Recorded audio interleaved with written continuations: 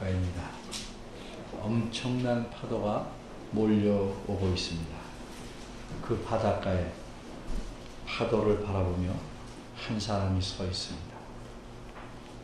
이 사람은 몰려오는 파도를 보고 엄청나게 큰 물고기의 이빨처럼 느꼈습니다. 파도의 흰 거품이 그렇게 보였기 때문입니다. 지금으로부터 3460년 전입니다. 주전 1446년에 수많은 사람들이 바닷가에 서 있습니다. 바다를 구경하려고 나온 사람들은 아닙니다. 이들은 방금 그 바다를 건너온 사람들입니다. 자신들이 이 바다를 건너왔다는 사실이 참으로 꿈만 같습니다. 어제만 해도 이들은 이젠 꼼짝없이 죽었구나 하고 생각하였습니다. 밤새 폭풍 같은 강한 바람이 불었습니다. 새벽이 되자 바람이 잦아듭니다. 그리고는 바닷길이 열렸습니다. 폭풍 때문에 중단되었던 여객선이 다시 움직이기 시작해서 바닷길이 열린 것이 아닙니다. 글자 그대로 바다 가운데에 길이 생긴 겁니다. 태고적 이 바다가 생긴 이후로 처음 열린 길입니다. 이런 길이 열린 적은 전에도 없었고 그 이후에도 없습니다. 이렇게 열린 바닷길을 걸어서 이들은 바다를 건너왔습니다.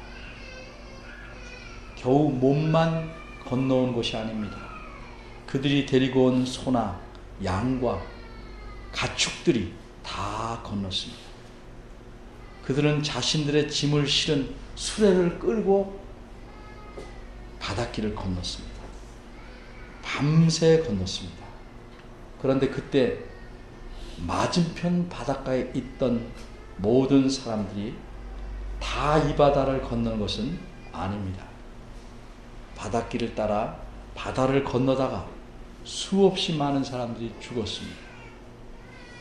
아침에 보니 수많은 시체들이 바닷가에 질비하게 널려 있었습니다. 그런데 이 수많은 시체를 보고 슬퍼하는 사람들이 하나도 없습니다. 오히려 바다를 건넌 사람들은 기뻐 노래하며 춤을 춥니다. 어찌 이런 일이 있을 수 있는가?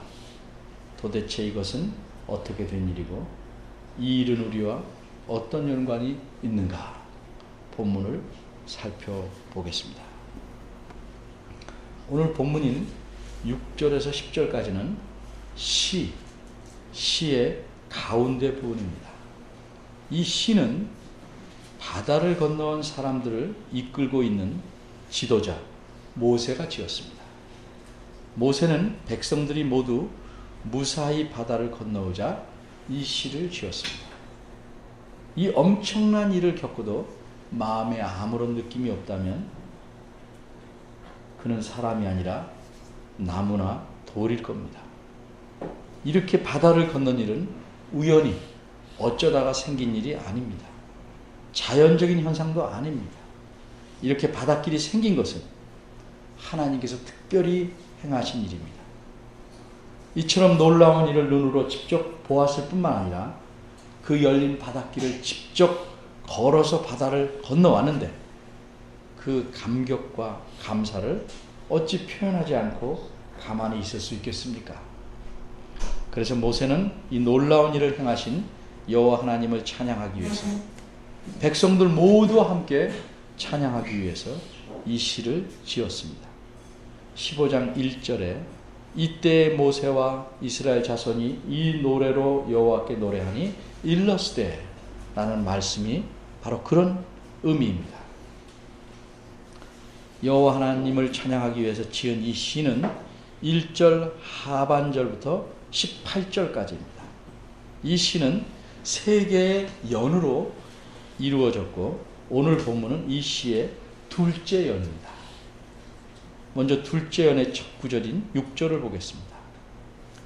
여호와여 주의 오른손이 권능으로 영광을 나타내시니이다. 이 말씀이 무슨 뜻입니까? 쉽게 말하면 여호와께서 자신의 오른손을 사용하셔서 자신이 얼마나 영광스러운지를 보이셨다는 뜻입니다. 여호와 하나님은 사람의 눈에 보이시는 분이 아닙니다. 또한 하나님은 우리처럼 몸을 갖고 계시지 않습니다. 그런데 이 시에서는 하나님께서 오른손을 갖고 계신 것처럼 표현합니다. 비유적인 말입니다. 우리가 느낌이 풍부할 때는 겨울에 찬바람에 흔들리는 나뭇잎을 보고 옷도 입지 않고 벌거벗은 채로 찬바람을 맞으니 얼마나 춥겠니? 라고 적어도 마음에 말할 수 있습니다. 이렇게 말할 때 그 사람을 보고 저 사람 미친 거 아니야? 라고 하지 않습니다. 오히려 그렇게 말하는 사람을 정신이 이상하다고 말할 수 있을 것입니다. 그렇게 표현한 것을 이상하게 생각하는 사람은 지나치게 마음이 메마른 사람일 것입니다. 하나님께서 오른손을 사용하신 것처럼 표현한 것은 비유하자면 마치 사람이 오른손으로 강하게 때리신 것처럼 묘사한 것입니다. 일반적으로 말해서 왼손잡이가 아니라면 오른손이 왼손보다 훨씬 더 힘이 셉니다. 그러기에 하나님의 오른손이란 하나님의 매우 강한 능력을 뜻합니다. 그럼 하나님께서 자신의 오른손으로 무엇을 하셨습니까? 6절 하반절이 알려줍니다. 하나님께서 원수를 쳐부셨습니다. 여기서 원수란 누구입니까? 바다를 건너온 사람들을 잡으려고 뒤쫓아온 사람들입니다. 누가 누구를 잡으려고 뒤쫓아온 것인가? 어제입니다. 바로 어제입니다. 뒤에서 큰 움직임 소리가 들립니다. 그 소리가 점점 가까이 옵니다. 돌아보니 수많은 먼지를 일으키며 사람들이 급하게 오고 있었습니다. 맨 앞에는 말들이 갈기를 휘날리면서 달려옵니다. 수많은 말들이 병거를 끌고 달려오고 있습니다. 그 뒤에는 이루 셀 수 없이 많은 군사들이 오고 있습니다. 애굽 왕이 보낸 군대입니다. 왕은 자신이 부리던 노예들을 내보냈습니다. 남자 어른만 60만 명이나 되는 노예들을 해방시켰습니다. 이 사람들의 가족까지 포함한다면 200에서 300만 명이나 됩니다. 이들 모두가 잠재적인 노동력입니다. 애굽 왕은 10가지 재앙으로 나라가 쑥대밭이 되자 정말 어쩔 수 없어서 모세의 요구대로 이스라엘 백성들이 애굽 땅에서 떠나도록 허락했습니다. 그러나 왕이 곰곰이 생각해 보니 도저히 그들을 그렇게 영영 가버리도록 내버려둘 수는 없었습니다. 나라의 거의 모든 노동력이 빠져나가니 나라가 제대로 움직일 것 같지가 않습니다.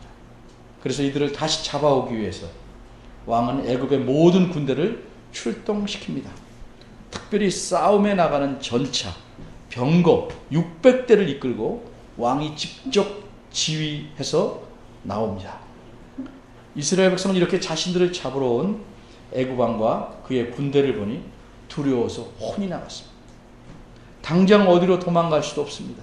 앞에는 바다가 놓여있기 때문입니다. 이젠 죽었구나 하고 아우성칩니다. 그들의 지도자 모세를 원망합니다. 모세가 백성들을 진정시키며 이렇게 말합니다. 두려워 말고 가만히 서서 하나님께서 어떻게 행하시는지 보라. 이러고 있는 동안에도 애굽 군대는 더 가까이 다가옵니다. 그러나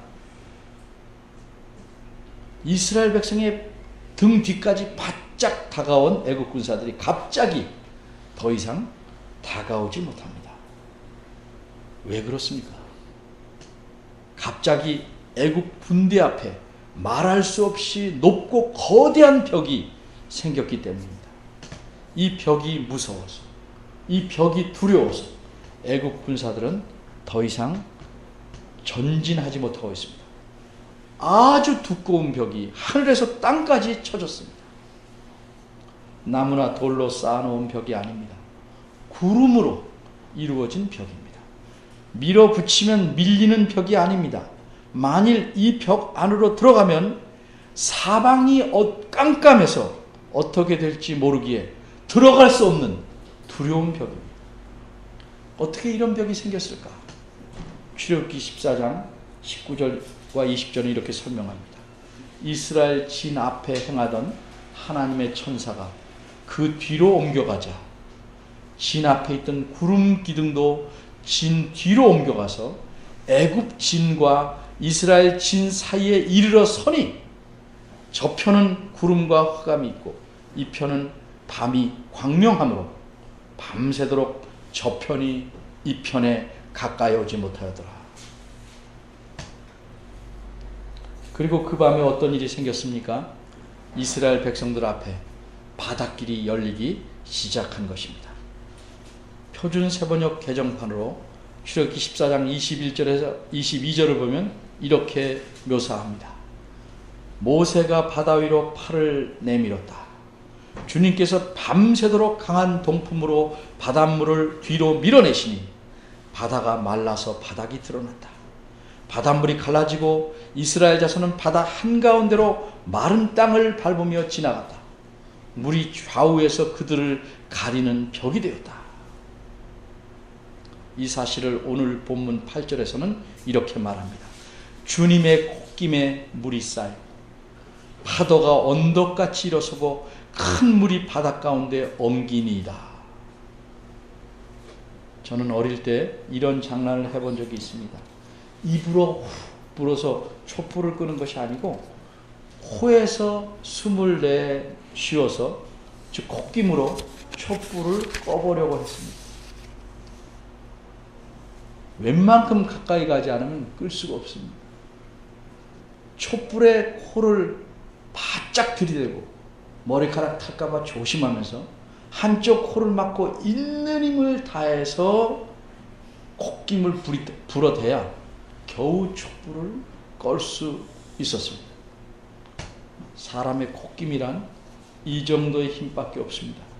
사람의 몸의 기관을 통해서 힘을 사용할 경우에 가장 힘이 약한 것이 콧김입니다.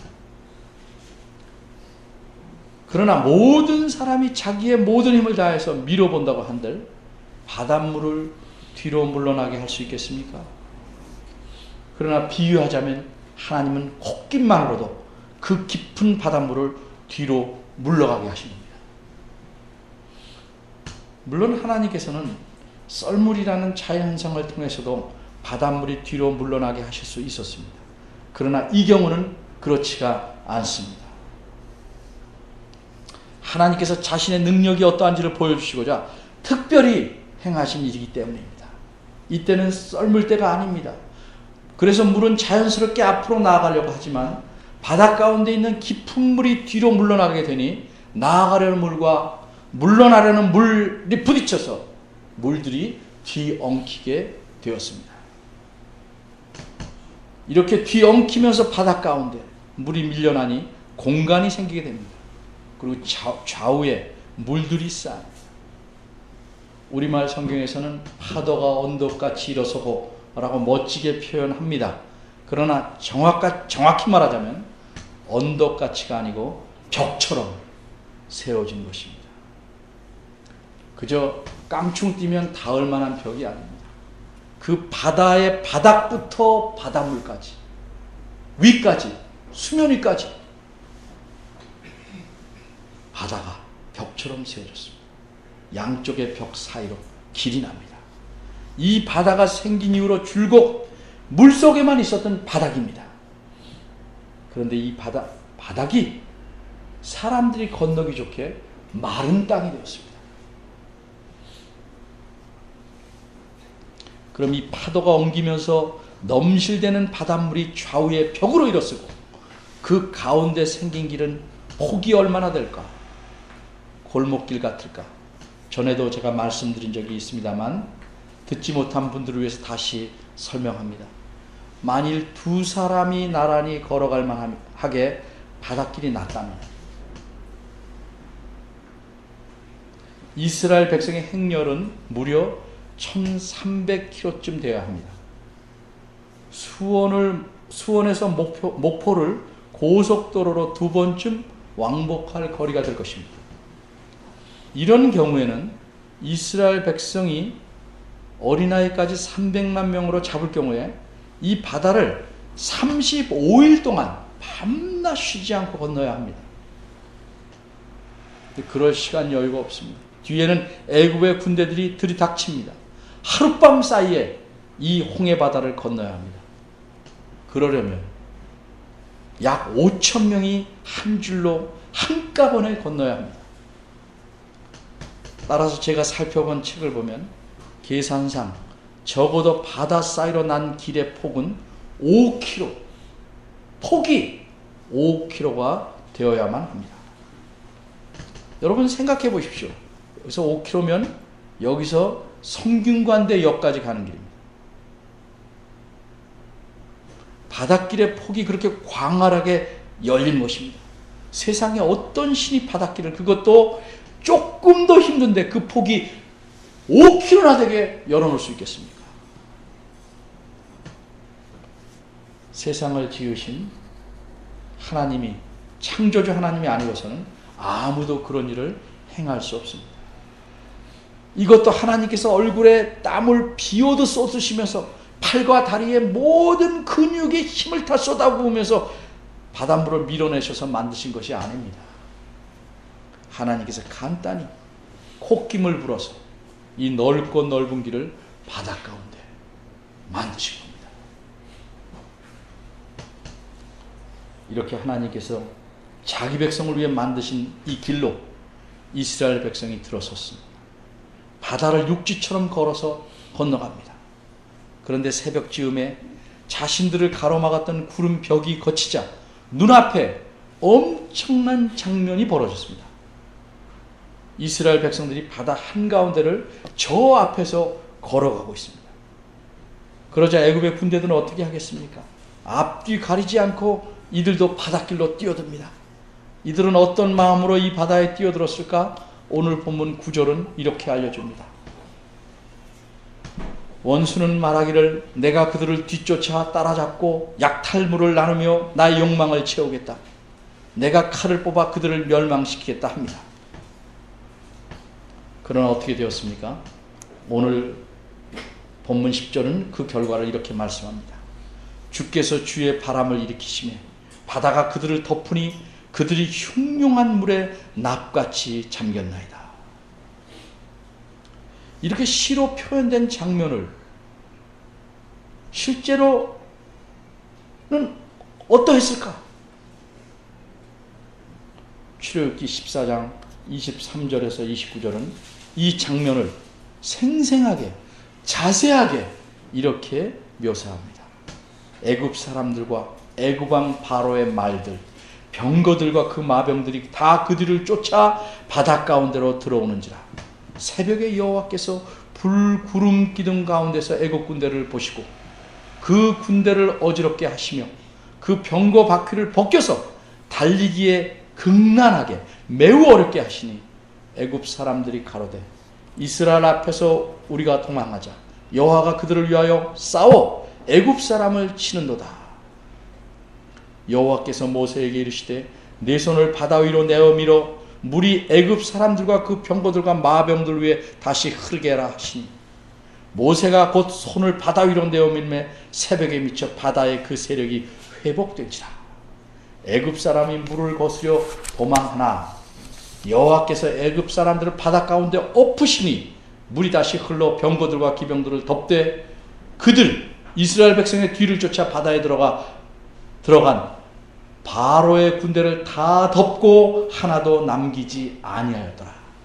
그러나 이스라엘 자손은 바다 가운데 육지로 행하였고 물이 좌우에 벽이 되었었더라.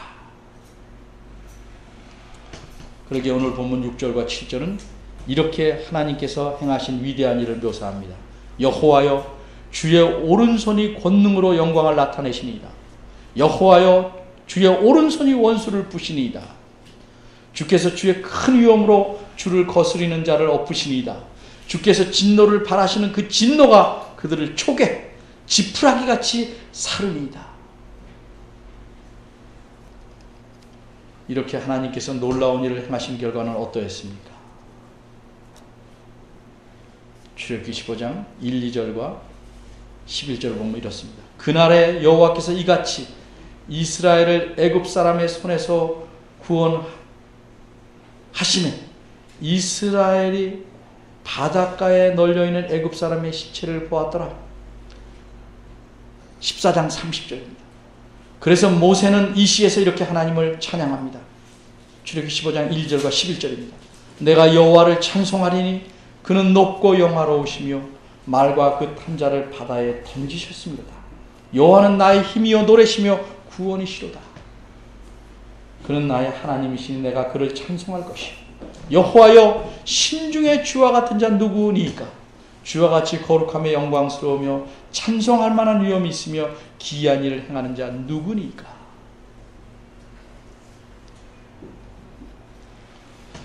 이처럼 오늘 본문은 하나님께서 어떤 일을 행하셨으며 그 일을 통해서 어떠한 분이신지를 잘 보여줍니다. 하나님은 강하신 권능으로 자기 백성을 철저하게 보호해 주십니다. 그러나 수천 년 전에 있었던 이스라엘 백성들에게만 그렇게 하십니까? 아닙니다. 오늘 본문을 보면 하나님께서 하신 일을 과거형으로 말하지 않고 현재형으로 말하고 있습니다. 6절에 원수를 부수니이다, 부셨나이다 하지 않습니다. 7절에 거스린 자를 엎으셨나이다 하지 않고 엎으시니이다. 진노를 발하셨습니다 아니고 발하시니, 초계같이 살랐습니다 아니고 살으니이다. 이렇게 표현합니다. 왜 이렇게 현재형으로 말씀하는가? 정확히 말하자면 원어로는 이것을 미완료형이라고 합니다. 이것은 하나님께서 그렇게 하시는 일이 아직 끝나지 않았고 그 일이 계속 진행되고 있다는 사실을 말하기 위해서 그렇게 하는 겁니다. 이게 히브리시의 표현 방법입니다.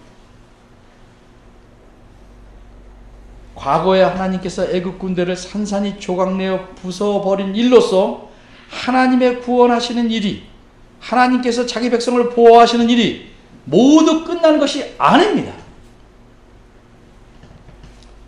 그 이전에도 그러하셨지만 그 이후에도 여전히 하나님께서는 자신의 콧깃만으로도 바다를 물러가게 하시는 그 큰 권능으로 자기 백성들을 원수들의 손아귀에서 건져내셨습니다.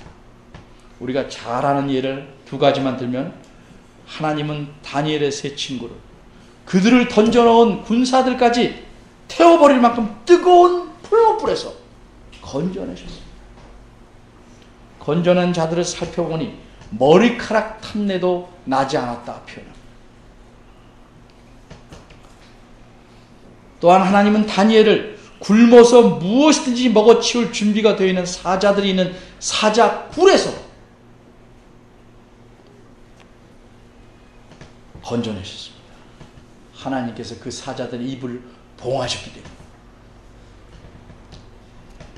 또 하나님은 포로로 잡혀간 곳에서 단지 몇 사람 겨우 구출해내신 건 아니고 이스라엘 백성 수만 명을 다시 자기 땅으로 돌아오게 하셨습니다. 물론 오늘날에는 애굽 군대와 같은 원수가 우리에게는 없습니다. 그런데 우리에게는 인간의 군대보다 더 강한, 그리고 아주 머리가 비상한 원수가 있습니다. 마귀입니다. 이 마귀는 우리 삶의 모든 부분을 통해서 우리를 잡아먹으려고 합니다. 이 마귀는 먹이를 찾으려고 눈에 불을 켜고 돌아다닙니다. 그래서 베드로 사도는 이렇게 경고합니다. 너희 대적 마귀가 우는 사자같이 두루다니며 삼킬 자를 찾나니 근신하라, 깨어있으라. 그런데 우리가 마귀를 이길 수 있습니까? 없습니다.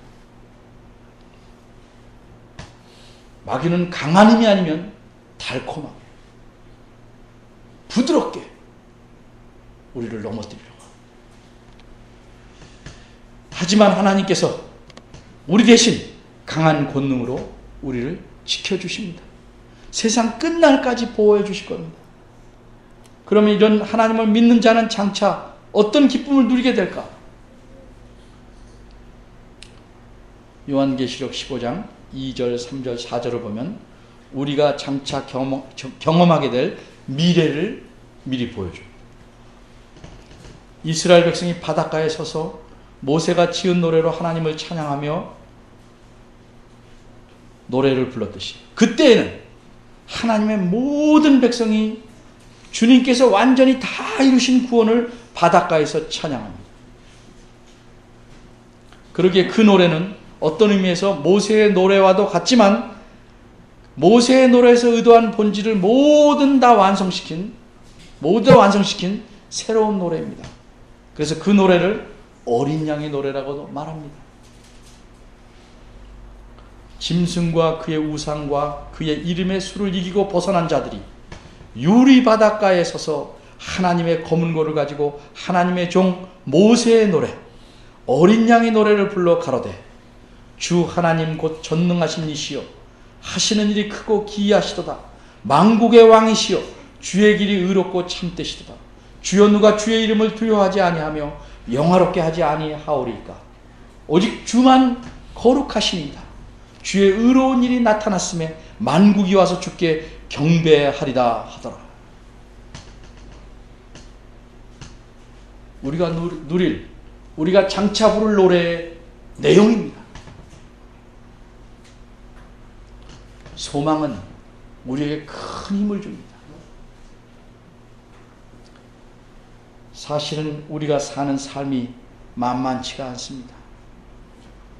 그래서 때로 우리가 연약하여 시험에 들고 넘어지고 자빠지고 깨지고 상해서 상처투성이가 되고 심지어는 거의 죽음의 상태에 이르기도 합니다. 그럴지라도 하나님은 우리를 지켜주십니다.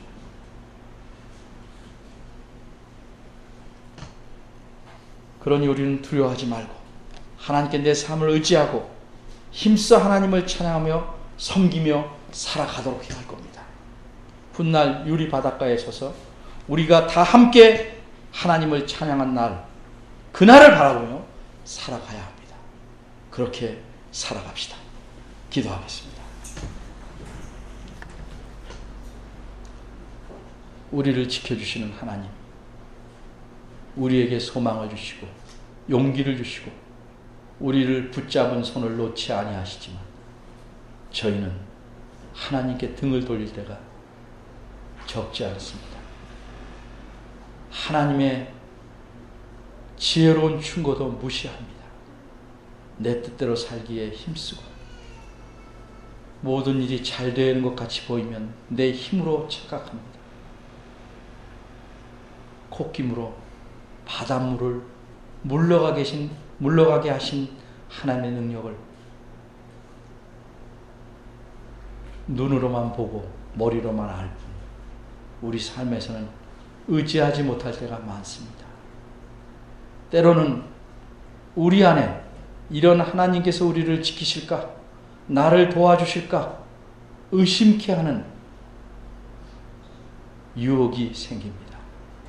그러나 주의 말씀을 통해서 하나님께서 우리를 어떻게 지키시고 이끄시는지를 보았습니다. 이런 하나님을 믿고 의지하며 삶의 모든 질곡과 역경 속에서 넘어져도 주를 바라보고 일어나면 든든하게 살아가는 하나님에 대한 소망을 붙잡고 사는 저희들 되도록 붙잡아 주시고 이끌어 주실 줄 믿습니다. 감사하며 예수님의 이름으로 기도합니다. 아멘.